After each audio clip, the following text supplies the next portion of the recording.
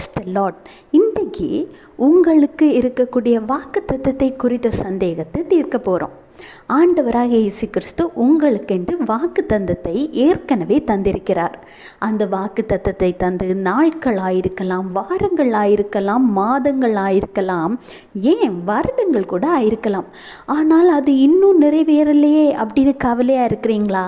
இல்லைன்னா இவ்வளோ நாள் ஆச்சு, இனி இது நிறைவேறுமா அப்படின்னு சந்தேகப்படுறீங்களா? அப்படி நீங்கள் சந்தேகப்படுறதா இருந்தால் இன்று கர்த்தர் உங்களை பார்த்து தான் சொல்கிறார். ஏசாயா 55:11, அப்படியே என் வாயிலிருந்து புறப்படும் வசனமும் இருக்கும், அது வெறுமையாக என்னிடத்திற்கு திரும்பாமல் அது நான் விரும்புகிறதை செய்து நான் அதை அனுப்பின காரியமாகும்படி வாய்க்கும். அப்போது ஆண்டவர் தந்த வாக்குத்தத்தம் வெறுமையாக போகாது. ஆண்டவராக இயேசு கிறிஸ்து உங்களுடைய வாழ்க்கையை குறித்து, உங்கள் எதிர்காலத்தை குறித்தோ அல்லது உங்கள் தொழிலை குறித்தோ உங்களுக்கு ஒரு வாக்குத்தத்தத்தை தந்துள்ளார் எனில் அதை எந்த காரணத்தை கொண்டும் சந்தேகப்பட வேண்டிய அவசியமே கிடையாது. சில வாக்குத்தத்தங்கள் நிறைவேற காலங்கள் ஆகலாம்.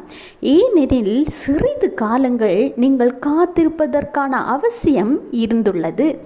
அப்படி இருக்கும் பொழுது ஏன் கர்த்தர் சீக்கிரமாக அந்த வாக்குத்தத்தத்தை தந்தார் அப்படின்னு யோசிச்சிங்கன்னா, உங்களை பலப்படுத்த, உங்களை தைரியப்படுத்த, உங்களுக்கான ஒரு பிரகாசமான எதிர்காலம் உள்ளது என்பதை நீங்கள் புரிந்து கொள்ள, அறிந்து கொள்ள, உங்கள் சோர்வு நீங்கி நீங்கள் பலப்படுவதற்காக.